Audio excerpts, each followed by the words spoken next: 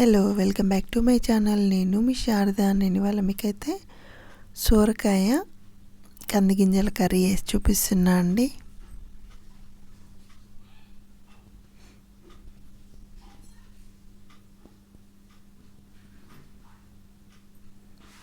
దీనికోసం ముందుగా కడాయి పెట్టేసుకొని ఆయిల్ వేసేసుకోవాలి.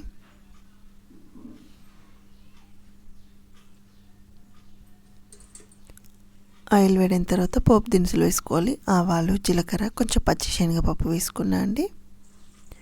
అలాగే ఉల్లిపాయలు, పచ్చిమిర్చి మీ స్పైస్కి తగ్గట్టు వేసుకోండి. కావాలంటే 2-3 ఎండుమిర్చి కూడా వేసుకోవచ్చు. కరివేపాకు,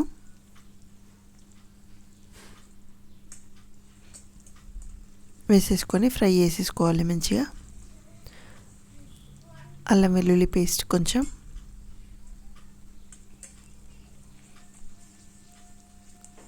ఉంటే కొన్ని వెల్లుల్లి రిబ్బలు కూడా వేసుకోండి, టేస్ట్ బాగుంటుంది.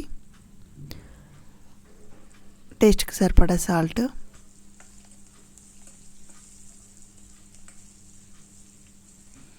కొంచెం పసుపు వేసేసుకొని ఫ్రై చేసేసుకోవాలి. నా దగ్గర ఉల్లాకులు ఉన్నాయండి, ఉల్లాకులు వేసుకుంటున్నా 1 కప్పు దాకా. ఉంటే వేసుకోండి, టేస్ట్ ఇంకా బాగుంటుంది.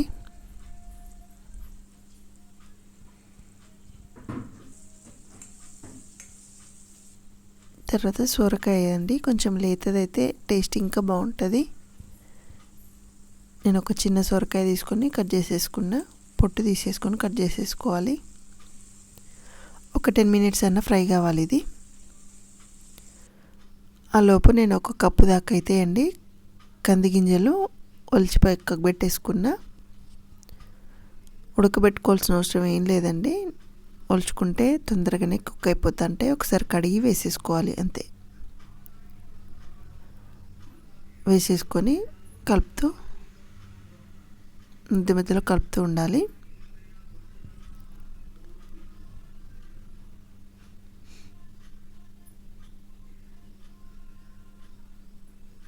ఇలా ఒక 10 మినిట్స్ ఫ్రై చేసుకున్న తర్వాత లిడ్ పెట్టి కాసేపు ఉడకనివ్వాలి. ఇలా కాసేపు ఉడికిన తర్వాత మీకు టమాటా వేసుకుంటే ఇంకా కొంచెం గ్రేవీ లాగా వస్తుందండి. నేను ఒక పెద్ద సైజ్ టమాటా ఒకటి కట్ చేసి వేసుకుంటున్నా. వద్దు అనుకుంటే స్కిప్ కూడా చేయొచ్చు, నచ్చిన వాళ్ళు వేసుకోండి. వేసేసుకొని టమాటా మగ్గేంత వరకు మళ్ళీ ఉడికించుకోవాలి. నా ఛానల్లో ఆల్రెడీ బీరకాయ పెసరగింజల కర్రీ ఉందండి, ఎవరైనా ఇంట్రెస్ట్ ఉంటే చూడండి. ఈ సొరకాయతోటి ఇప్పుడు నేను కందిగింజలతోటి వండాను కదా, దాంతోపాటు మన అనపగింజలు కానీ చిక్కుడు గింజల కర్రీ కానీ చేసుకుంటే చాలా బాగుంటుంది. బొబ్బరికాయలు కానీ ఏవైనా వేసుకొని గింజలు వండుకోవచ్చండి. కొంచెం జీలకర్ర పొడి, కొంచెం ధనియాల పొడి వేసేసుకోవాలి. చివరిలో కొంచెం కొత్తిమీర వేసేసుకోవాలి. ఆల్మోస్ట్ ఉడికిపోయిందండి. నేను ఇంకొక 5 మినిట్స్ అట్లా ఉంచుకుంటున్నా. రైస్లోకైనా బాగుంటుంది, రోటీస్లోకైనా బాగుంటుంది. ఇంతవరకు ట్రై అయిపోతే తప్పకుండా ట్రై చేసుకోండి, ఎందుకంటే ఈ సీజన్లో ఎక్కువ దొరుకుతుంటాయి కదా సొరకాయలు. అంతే అండి, curry ready. Thank you for watching.